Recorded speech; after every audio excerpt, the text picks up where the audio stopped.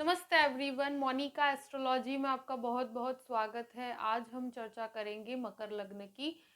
देखिए, मकर लग्न वालों के लिए जनवरी 2022 का पूरा ही महीना किस प्रकार की स्थितियां लेकर आ रहा है और कैसे हमें पूरे ही महीने को प्लान करना है, ये मैं आज आपको पूर्ण रूप से बताऊंगी। देखिए, मकर लग्न और लग्न में शनि अभी चल रहा है और बुध उसके साथ रहेगा पूरे ही महीने। सूर्य जो है आपका 14 दिनों के लिए 12th हाउस में रहेगा, उसके बाद सूर्य आपके केंद्र में आ जाएगा।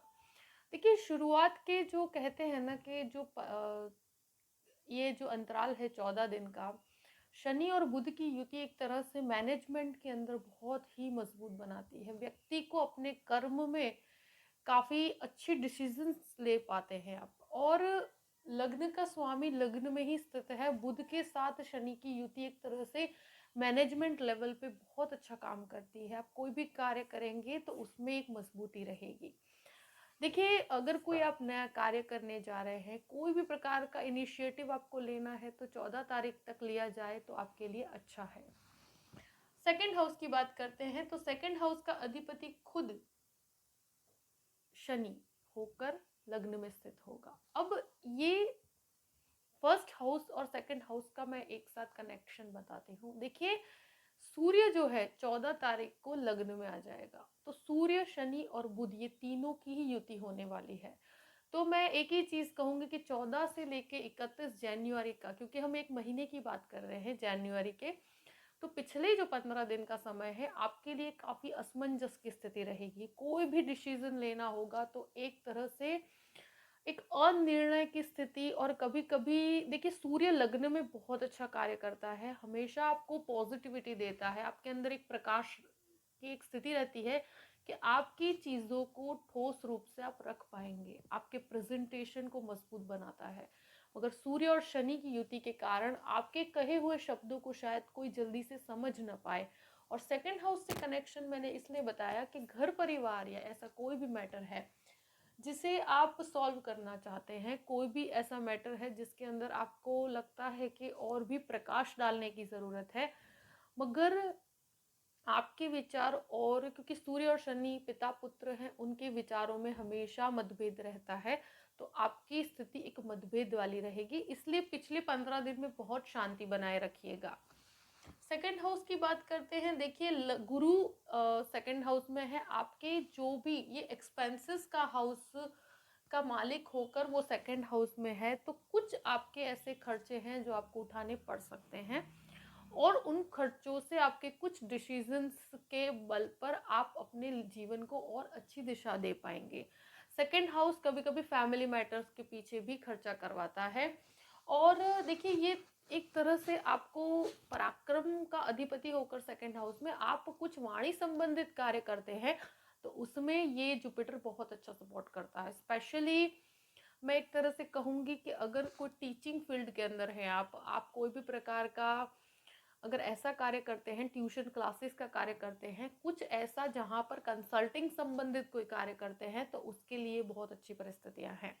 मगर फिर भी घर परिवार के कोई भी मैटर है उसमें बहुत शांति बनाए रखिएगा, क्योंकि लग्न में सूर्य और शनि की जो युति बन रही है वो कहीं ना कहीं आपको मानसिक रूप से डिस्टर्ब कर सकती है, और आपके विचारों में और लोगों के विचारों में एक भेद रहेगा, एक अलग पॉइंट ऑफ व्यू रहेगा। ये चीज 100% है। थर्ड हाउस की बात करते हैं। थर्ड हाउस का लॉर्ड आपके सेकंड हाउस में है। देखिए, आपके जो पराक्रम है, और क्योंकि शनि भी आपके तृतीय भाव को देख रहा है, एक तरह से मंगल की एक दृष्टि आपके सेकंड हाउस पर भी पड़ रही है, और जब मंगल 16 तारीख को चेंज होगा उसकी दृष्टि आपके तृतीय भाव पर पड़ेगी। आप में एक पराक्रमी वृत्ति लेकर आता है, फाइनेंशियल गेन भी देता है आपको। ये आईटी प्रोफेशन वालों के लिए बहुत अच्छी परिस्थितियां हैं।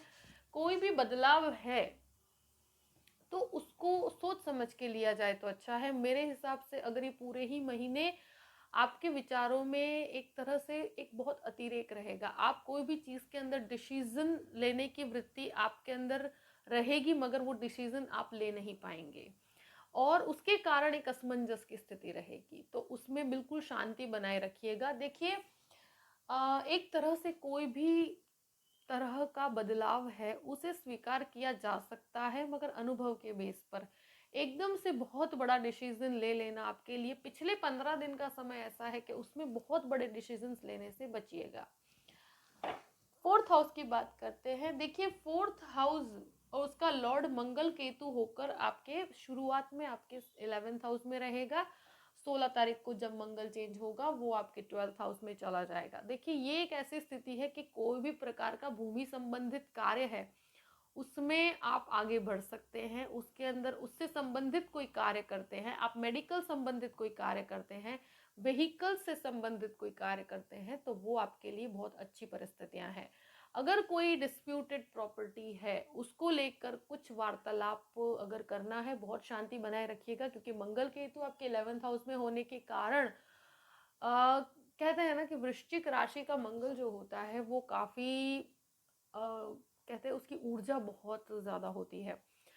तो अभी प्रॉपर्टी के मैटर के अंदर भी आपको शांति से कार्य करना है, बहुत गुस्से से और वार्तालाप में बहुत शांति रखिएगा। कोई भी फैमिली मैटर है, पूरे ही महीने एक स्थिति मैं कहूँगी कि कोई डिसीजन तक पहुँचने की स्थिति मुझे नहीं दिख रही है, मगर फिर भी प्रॉपर्टी खरीदने और बेचने का अगर कोई कार्य है उसमें आपको तेज़ी आएगी। एक तरह से अगर प्रॉपर्टी के अंदर आप कोई भी पिछले 15 दिन का टाइम ऐसा है कि जहाँ पर आप अपने घर के अंदर कोई रिनोवेशंस करवा सकते हैं और घर के पीछे कुछ खर्च हो सकते हैं आपके, क्योंकि 12th हाउस के अंदर आपका 4th लौट जाएगा और वो भी शुक्र के साथ। तो इंसान कभी कभी अपने शौकियाने खर्चा और प्लेजर के पीछे कुछ एक्सपेंस करता है, फिर उसको लेकर उसको थोड़ा सा स्ट्रेस रहता है, पर मैं कहूँगी कि अपने खर्चों पर कंट्रोल रखा जाए तो अच्छा है। और कोई भी रिनोवेशंस का कार्य है वो भी आप करवा सकते हैं। और मैं एक तरह से कहूँगी कि देखिए 4th हाउस जो होता है वो सुख का भाव है, तो मानसिक सुख आपको इन चीज़ों से ज़्यादा प्राप्त होगा, यानी कि कुछ खूबसूरत चीज़ें या डेकोरेटिव आइटम्स या कोई भी प्रकार का जो जिस चीज़ से आपको काफ़ी आर्टिस्टिक चीज़ों में आपका इंटरेस्ट पिछले 15 दिन ज़्यादा रहेगा। फिफ्थ हाउस की बात करते हैं। फिफ्थ लॉर्ड जो है वो शुक्र होकर आपके 12th हाउस में, राहु ऑलरेडी 5th हाउस में है। कोई भी शेयर मार्केट की एक्टिविटी है उसमें बहुत ज़्यादा इन्वॉल्व होने से बचिएगा। दूसरी चीज़ मैं कहूँगी कि राहु 5वें घर के अंदर इंसान को भ्रांति करवा देता है, प्रेम को लेकर भी उसकी कुछ भ्रांतियाँ होती है। आपके स्टडीज़ में आपको डिस्ट्रैक्शंस करवाता है, जो आपको फैशन संबंधित कोई कोर्सेज के अंदर अगर जाकर आप विदेश जाना चाहते हैं, फैशन डिज़ाइनिंग है, आप आर्किटेक्ट है या कोई भी प्रकार का टेक्सटाइल से संबंधित कोई ऐसा कोर्स है जो करना चाहते हैं, उसके लिए विदेश जाना चाहते हैं, डिज़ाइनिंग से संबंधित कोई कार्य के लिए जाना चाहते हैं तो जा सकते हैं आप। ये राहु जो होता है वो प्रेम में भी भ्रांतियाँ देता है, तो एकदम से किसी पर ट्रस्ट करना आपके लिए सही नहीं है। और आपको इस तरह के विचार भी आएंगे कि जिससे आपको लोगों के प्रति अट्रैक्शन होगा और फिर स्टडीज से आपका इन्वॉल्वमेंट थोड़ा सा कम हो जाएगा। तो ये चीज़ का आपको ध्यान रखना है कि स्टूडेंट्स के लिए बहुत शांति बनाए रखने की स्थिति है, और संतानों के साथ भी आपको बहुत शांति से कार्य करना है, इसमें बहुत ज़्यादा अभी इन्वॉल्व होने से बचिएगा। 6th हाउस की बात करते हैं। 6th लॉर्ड खुद लग्न में है और सूर्य के साथ और शनि के साथ। इनिशियली शनि और बुध की युति बनी रहेगी। मैं एक चीज़ ज़रूर कहूँगी कि देखिए 6th लॉर्ड जो होता है वो आप रोग, ऋण और शत्रु, तो आपको एक तो हेल्थ को बिल्कुल अवॉइड नहीं करना। पिछले 15 दिन का टाइम ऐसा है कि अपने शरीर को बहुत, कहते हैं ना कि अगर कोई ऑपरेशन जैसी समस्याएं हैं तो उसको भी हम अवॉइड नहीं कर सकते। मैं डराने की बात नहीं कर रही हूँ, मगर अगर स्वास्थ्य को लेकर आपको बिल्कुल भी लाइटली नहीं लेना, अगर हार्ट संबंधित कोई समस्या है उसे भी लाइटली नहीं लेना है। 6th हाउस जो है उसमें आप कोई भी शत्रु है वो आप पर हावी होने की कोशिश करेंगे, तो अभी शांति बनाए रखिएगा, क्योंकि 6th लॉर्ड का स्वामी खुद लग्न में है और वो भाग्येश भी है आपका। तो एक तरह से शनि के साथ जो युति है, तो अष्टम भाव का भी स्वामी है, तो वो मानसिक तनाव दे देते हैं। शत्रु कभी कभी मानसिक स्थितियां ऐसी क्रिएट करते हैं, तो पिछले 15 दिन अगर ऐसी कोई स्थिति है तो एक्सेप्ट करके चलिए कि ये परिस्थिति ऐसे रहेगी, मगर हमें रिएक्ट नहीं करना है। एक चीज़ मैं कहूँगी कि देखिए, लोन की बात की जाए तो लोन लिया जा सकता है, उसमें कोई प्रॉब्लम नहीं है, मगर मेन क्या है कि मुझे लगता है कि शुक्र की दृष्टि 6th हाउस पर है, तो ये कोई भी फालतू के जो खर्चे, वेस्टफुल एक्सपेंसेस और प्लेजर के पीछे कुछ ऐसे खर्चे हो सकते हैं और उसके लिए लोन लिया जाए तो वो बहुत गलत होगा। तो अपने खर्चों पर नियंत्रण रखिएगा। 7th हाउस की बात करते हैं। शनि की दृष्टि, सूर्य की दृष्टि और बुध की दृष्टि, ये तीनों ही दृष्टियां आपके 7th हाउस पर पड़ती है। मैरिड लाइफ में काफ़ी अप्स एंड डाउन्स दिख रहे हैं। पिछले 15 दिन बहुत शांति बनाए रखिएगा।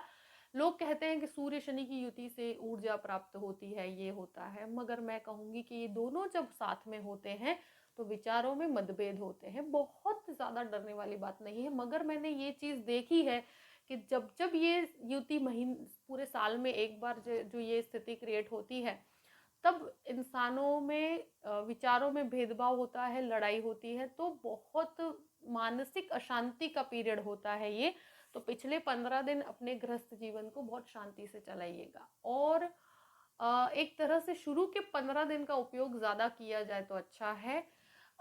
एक तरह से बिजनेस के अंदर देखा जाए तो शनि और सूर्य और बुध, ये तीनों की ही ऊर्जा प्राप्त हो रही है, तो आपके बिजनेस के अंदर काफ़ी इम्प्रूवमेंट होगा। अगर मेडिकल संबंधित कोई भी कार्य करते हैं उनके लिए बहुत अच्छा है, आईटी प्रोफेशन वालों के लिए बहुत अच्छा है, कंस्ट्रक्शन मटेरियल का कोई भी कार्य करते हैं उन लोगों के लिए बहुत अच्छी स्थिति है।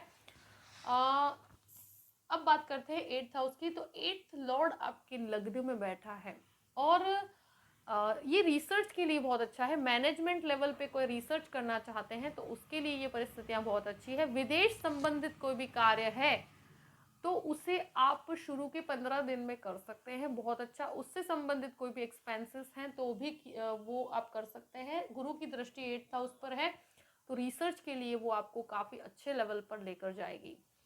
9th हाउस की बात करते हैं। 9th हाउस का लॉर्ड खुद लग्न में, भाग्य पिछले 15 दिन में कहूंगी कि लग्न में जरूर है, मगर वो सूर्य के साथ है, तो आपको लगेगा कि कभी कभी आपका भाग्य आपको सपोर्ट नहीं कर रहा और इनडिसिजिव डिसीजन मेकिंग में प्रॉब्लम होगी, मगर ये आध्यात्मिक चिंतन के लिए बहुत अच्छा समय है।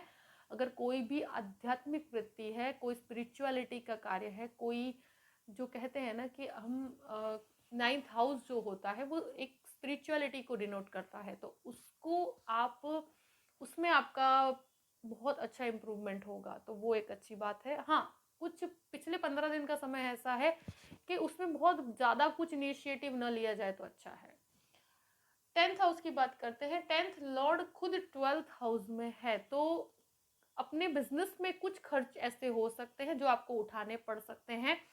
प्लस अगर मल्टीनेशनल कंपनी में अगर कोई भी प्रकार का आप जॉब ट्राई कर रहे हैं तो बहुत अच्छा समय है आपके लिए, आपको उसके प्रति कार्य आप कर सकते हैं। हाँ, कुछ ऐसे एक्सपेंसेस हैं जो आपको उठाने भी पड़ सकते हैं बिजनेस पर्पस से, तो वो आपके बेनिफिट में होगा।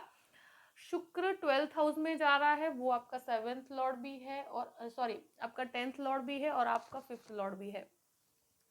तो अपने कुछ ऐसे जो एक्सपेंसेस जो कहते हैं जिसमें आपको एक प्लेजर प्राप्त होता है और आपका अचीवमेंट लेवल भी उसको डिनोट करता है, मगर मैं फिर भी ये कहूँगी कि उसके ऊपर कंट्रोल किया जाए तो अच्छा है। बिजनेस पर्पस से अगर फॉरेन संबंधित कोई भी कार्य है उसमें आपको काफ़ी अच्छा बेनिफिट है, मगर बहुत बड़े चेंजेस करने से बचिएगा। मैं एक चीज़ कहूँगी कि गुरु की दृष्टि आपके 10th हाउस पर भी पड़ रही है, शनि की भी दृष्टि 10th हाउस पर पड़ रही है, तो एक तरह से आपके कार्यस्थल में आपका प्रमोशन भी हो सकता है, आपको एक लेवल आगे प्राप्ति हो सकती है, आपके कार्य में वृद्धि है, आपके लाभ में भी वृद्धि है।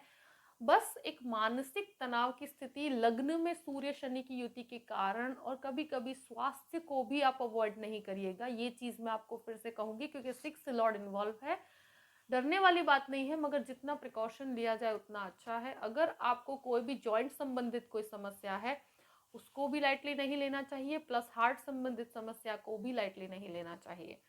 अब हम बात करते हैं 11th हाउस की। मंगल केतु एक साथ रहेंगे, मंगल की पूर्ण ऊर्जा जो है आपके 11वें भाव को मिल रही है, तो आपको लाभ की पूर्ण रूप से प्राप्ति है, प्रॉपर्टी के कार्य में तेजी आएगी। ये आपका फोर्थ लॉर्ड भी है इस वजह से। मगर मंगल की एक दृष्टि आपके 5th हाउस भी पड़ती है, तो संतानों के साथ बहुत शांति से बातचीत कीजिएगा। कोई भी वार्तालाप है तो उसमें बहुत अतिरेक से बचिएगा। अब बात करते हैं मोस्ट इम्पोर्टेंटली के आपके 12th हाउस की बात करते हैं। 12th लॉर्ड खुद आपके 2nd हाउस में है, तो कुछ एक्सपेंसेस हैं, मगर आपके कुछ इन्वेस्टमेंट भी ऐसे हो सकते हैं कि जुपिटर जो होता है हमेशा एक अच्छा इन्वेस्टमेंट करवाता है, और 2nd हाउस में आपके सेविंग्स को एक सही दिशा प्राप्त होगी।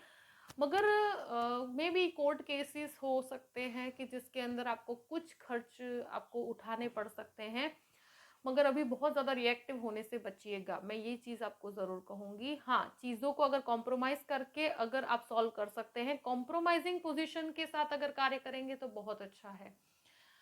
और मंगल जब आपको 16 तारीख के बाद 12th हाउस में चला जाएगा, मैं एक ही चीज़ कहूँगी, वो आपका जो भी लाभ का स्वामी है 12th हाउस में है, तो व्यय हो रहा है, लाभ का भी व्यय हो रहा है, तो उससे क्या होगा कि अभी कुछ ऐसे एक्सपेंसेस होंगे जो आपको उठाने पड़ सकते हैं, मगर आपको अगर कोई दुविधा में से निकलना है तो उसमें ये खर्चे आपके नेसेसरी हैं, आपको उठाने पड़ेंगे। उससे आपको लॉन्ग टर्म पे काफ़ी बेनिफिट होगा, तो कोई चिंता वाली बात नहीं है। देखिए, मैंने पूरी ही जानकारी मकर लग्न से रिलेटेड आपको दे दी है। आई होप कि ये वीडियो आपको पसंद आया होगा। अगर पसंद आए तो लाइक भी कीजिएगा और सब्सक्राइब भी कीजिएगा। अगर आप मुझसे कंसल्टेशन लेना चाहते हैं तो डिस्क्रिप्शन बॉक्स में मैंने अपना ईमेल आईडी दिया हुआ है, astrologymonica@gmail.com, आप उस पर मेल कर सकते हैं। मैं पूरी ही जानकारी आपको प्रदान करूंगी कि मुझसे कैसे कांटेक्ट किया जाए और मुझसे कैसे आपको पर्सनल कंसल्टेशन लेना है। देखिए, जो जनवरी महीना है पूरे साल की शुरुआत है, बहुत शांति से और पीसफुली हैंडल कीजिएगा, और पिछले 15 दिन आपको बहुत ही पीसफुल रहकर निकालने हैं। अगर कोई भी डिसीजंस है शुरू के 15 दिन में लिए जाए तो बहुत अच्छा है, और आपको एक तरह से लाभ की प्राप्ति होनी 100% है। मगर जो पॉइंट्स मैंने बताए हैं, अपनी वाणी के ऊपर कंट्रोल रखिएगा, ये चीज़ आपको हमेशा ध्यान रखनी है, और हमेशा खुश रहिएगा। Thank you so much. जय श्री कृष्ण।